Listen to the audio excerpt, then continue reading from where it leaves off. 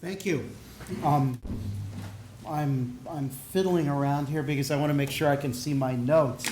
Even though remarks is a remarkably open term and it means I can really say anything, I'd like to make sure I have my notes. And I do. Some people call me a recovered archivist, but you can really never recover from the pleasure of working with educational media, which was a large chunk of what I used to collect. And so I'm going to begin with a lightning fast skim over the surface of the history of moving images in education. Film goes back about 113 years, but visual ed goes even further back, perhaps beginning with Comenius, touted to be one of the first visual educators. This is from an 1842 edition of his Orbis Pictus. Come here, boy, learn to be wise. This is the Orbis itself. The Orbis Pictus is interesting. It depicts its world and many of its imperfections. I've omitted the pictures that go with this little passage. But at the same time, some interesting, rather utopian things were happening. 1826, the Lyceum movement, founded in Massachusetts. The Chautauqua in 1874, adult education, face-to-face learning, traveling around the country. And before that, or at the same time, the Panorama, the museum, the Cabinet of Curiosities, now undergoing Renaissance. Lantern slides, of course. The term visual education goes back to 1906, we think, and this is Edison making his first predictions. Fortunately or unfortunately, he got it wrong. You see that in 1913, he was suggesting that essentially by 1923 that books would be dead, and he tried to cover his tracks in 1922. It's a little unfair to pick on Edison, but this is canonical, so here you go. Visual educators were the educational radicals of their day, and I'd love to foreground this point when we get too bureaucratic. They believed in the truth, the efficacy, and the efficiency of the image. Their journals and textbooks are filled with almost obligatory critiques of verbalism. I'm, of course, today trying to fight verbalism in this talk, too. They're there even when it came to advocating felt boards and field trips over textbooks and rote learning. Visual ed is a very, very broad umbrella. They kept constantly updated totals of the numbers of films that were sitting in school film libraries, the deployment of projectors in schools. It's almost like now you hear, the figures on broadband penetration and so on.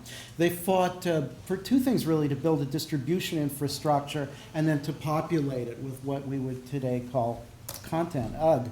Audiovisual educators were not just, they didn't confine their activism to schools per se. They actively promoted AV and further education, and perhaps most interestingly in the community. I'm thinking of the Film Council movement. This was a social movement as well. It was led by a decentralized network of optimists throughout the country and the world, who believed that no community should be left behind in the AV revolution. They organized screenings and topics on discussions on burning importance. There's still actually a few film councils left, including one in New York. In the history, we know the general outlines. 1921, Yale tries really for almost the first time to systematically cover one subject in the curriculum with the Chronicles of America series, which actually are still sitting in many film libraries, even though they're 80 years old. Starting in the late 20s, the development of Eastman teaching films, then the first peer-reviewed tests on the efficacy of classroom film, and then later on the spin-off to IRPI and Britannica. World War II, the big sort of watershed, brought us the A-bomb radar, thousands upon thousands of surplus 16-millimeter projectors, hundreds of new educational media producers, including the mom and pop shops whose work is sometimes quite unusual. The Cold War and the National Defense Education Act of 1958 birthed a rich corpus of films and filmmakers. Some say this is when it all went downhill, when quality suffered because there was too much money coming into the field. The birth of educational TV, 1948 in 3 cities, initially as a classroom media and on-site and then over the air. 1952, NET programs start to exchange. Instructional TV gets big in the late 50s and early 60s, and people are they have a great sense of its promise. The Ford Foundation spends $25 million to study ITV. Schools are overcrowded. There's the baby boom. There's a school funding crisis, there's a teacher shortage, and in the most general terms, the idea was to put talented teachers on TV and then to have ordinary classroom teachers be the supplementation, do individual instruction. This was not a success. And then the 60s. This is another interesting point if you're interested in kind of media ecology and how it's reflected in style. We see educational film detour into an endless loop of Super 8 cartridges, which were hailed for a time as the future of visual education, where no lesson can exceed 10 minutes. We see a progression of early video formats. This is what make archivists tear their hair out today. And above all, we see an anti-hierarchical movement and an end to certain kinds of authority. The old films, how do I do this? The old films where every image was carefully composed, where you never saw anything and, oops, scroll. The old films in which every image was very carefully composed, you never saw anything by accident. That gave way to sort of visually chaotic, unpredictable day-in-the-life films that were heavily influenced by cinema verite, by the new wave, often with twangy guitar soundtracks. Production shifted from places like Chicago and Hollywood to Cambridge and Berkeley. At the same time, you see the beginning of diversity of faces in the films and subjects that are being treated. This, by the way, is the all-woman TV station in Chicago during World War II. Did you know about that? I've always wanted to make a documentary about how the world changed between 1950 and 2000 and use educational films to tell the story.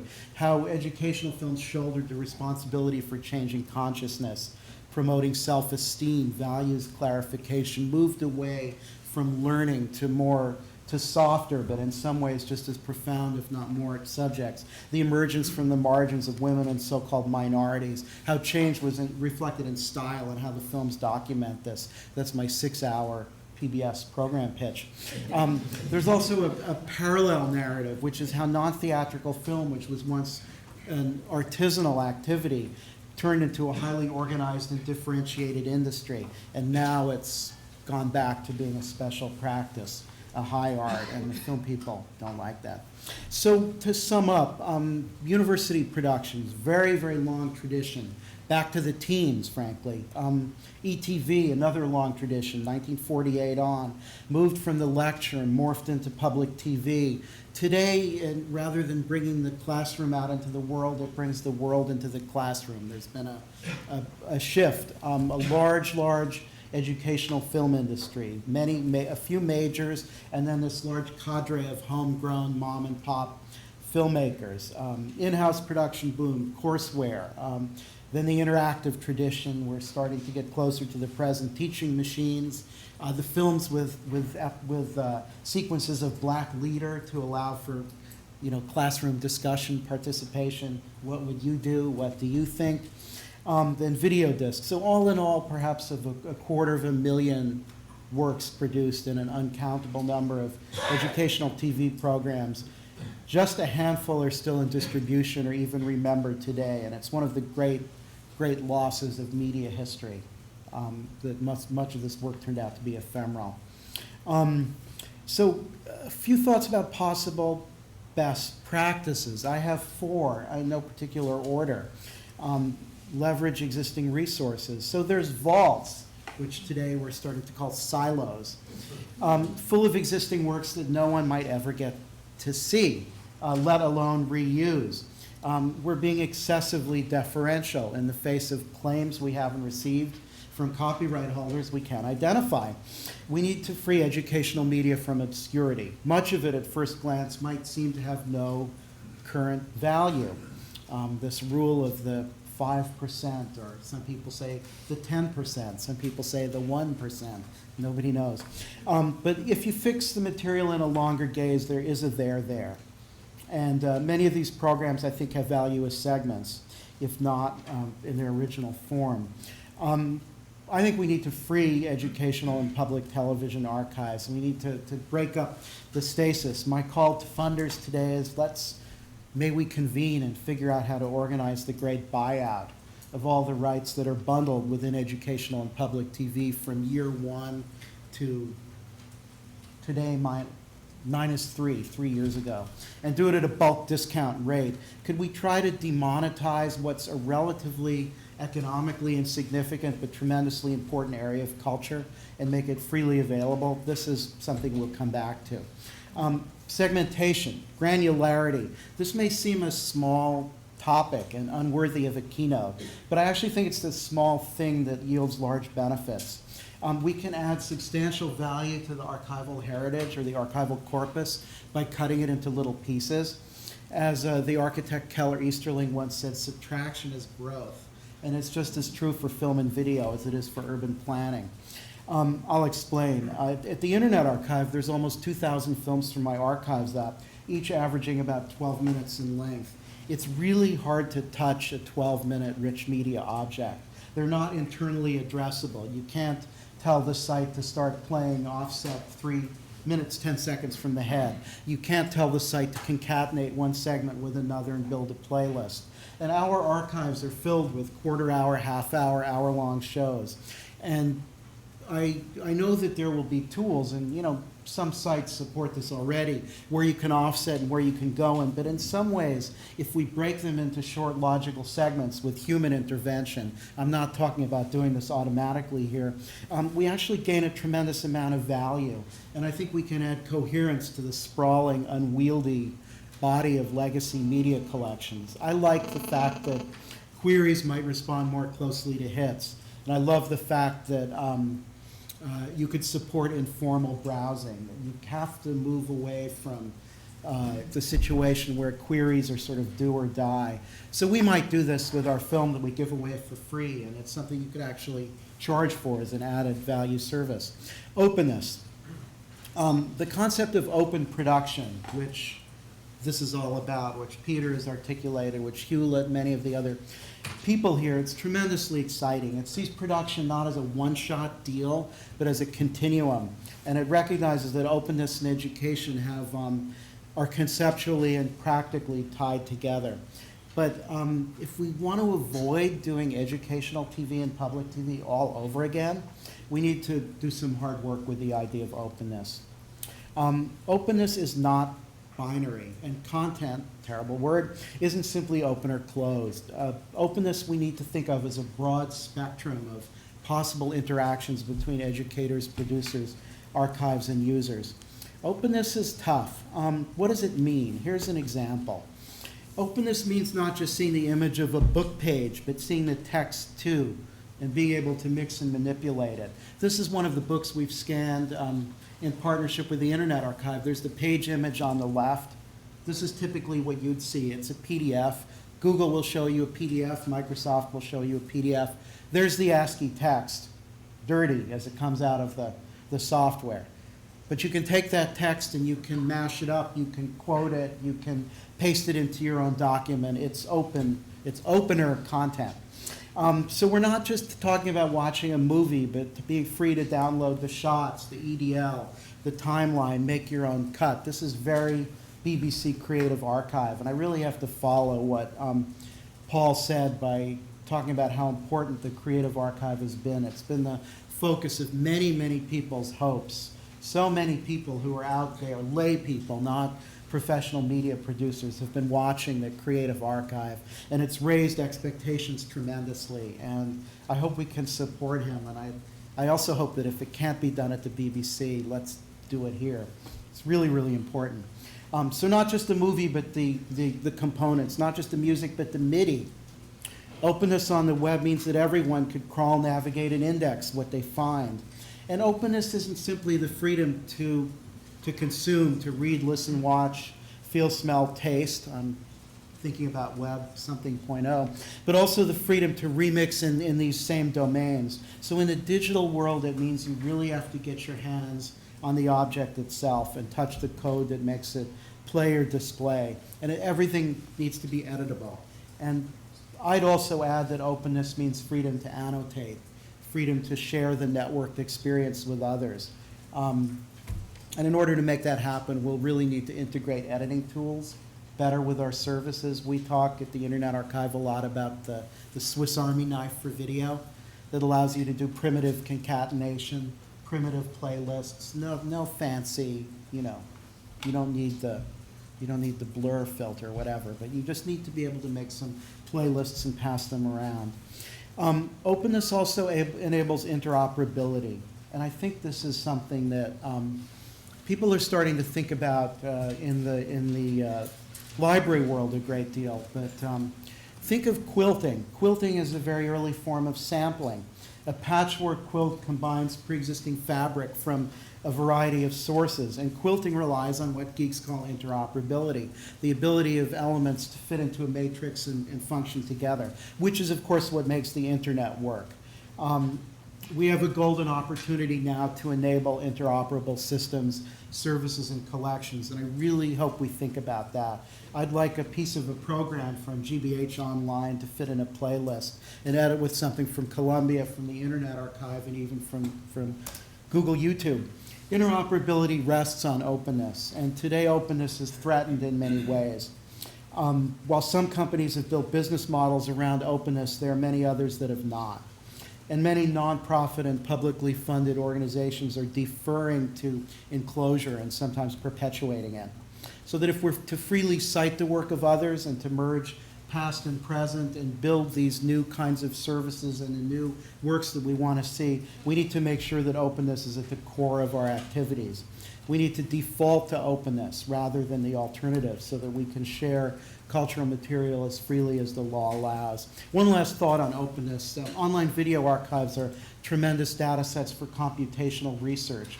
We don't see enough of this in the open world. A lot of this happens in the world that's not publicly disclosed. But open video data sets are few and far between, and they're very much sought after. And these are other reasons why we should build this. Moratorium. So 6 years ago, I couldn't have explained how we could put up our best material online for free downloading and unrestricted reuse and cause our revenue to more than double. I had no way to imagine that. There were no models to follow. We need new models. We need to give them the freedom to flourish. And I would suggest one possibility is that we declare a period of experimentation for educational video, where almost anything can go. In other words, to declare a moratorium. I understand that it has to be temporary, on enclosure, on complex licensing arrangements, on restrictive copyrights. Let's make a period where new models can define themselves and flourish. Let's enable Paris in the 20s rather than Silicon Valley in the 90s. That's another way of putting it. Let some different ecologies flourish, see what sticks. See which ones can cause the production of better media. For at least a few years, let's apply copyright homeopathically rather than a weapon of shock and awe. I don't know if we can do this, but the more territory that we claim and the more models we can float, the stronger this field will be. And then if we decide that we're going to be about billable events, and some of us will have to be about billable events, there'll be many more ways to make them happen. So really, really quickly, a few points of departure. To put my recovered archivist hat back on, it's very, very happy to be here. One of the cool things about this project is that we have the opportunity to bridge production, archiving, and education. Archives really, really need this, and here's why.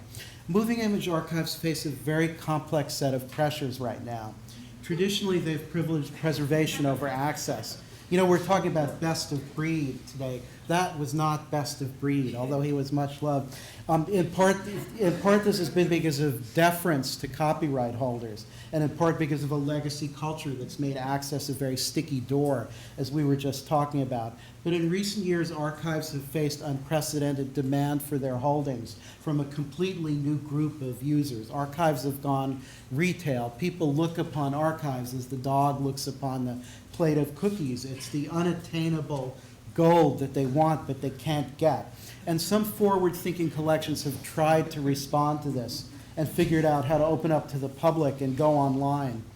But we run into problems, and there's the YouTube issue. This is a little mini rant about YouTube, and I'd summarize it this way. Media archives face such internal opposition and such difficulty from copyright holders that they tend to take baby steps towards opening up their collections. And then suddenly, amid all of these good intentions, we have YouTube, which in a very short time raised public expectations which is a wonderful, wonderful thing. But they raise public expectations to the point that it's hard to see how any public institution can ever meet them. You know, we can't do what YouTube does. We don't have the latitude. So I don't want to over dramatize, but I think archives lost. And we have to figure out how to recoup. So education is the strategic direction that may keep moving image archives and the chips over the next few years. A closer relationship to the education sectors may be just what archives need to renew and sustain the consensus that legitimizes them. Keeps a little bit of funding flowing. You know, archives really rest on what I believe is ultimately a fairly tenuous social and cultural consensus. There has to be a sense that it's worth supporting them. And if people begin to look at archives as institutions that are obstacles to access, archives are in trouble. And you know, there's a generational shift about how people regard archives. So we really have to push. Lack of archives will kill that cultural consensus. We can learn from England, where they're doing great things. The UK lives under a rights regime that Americans would consider draconian.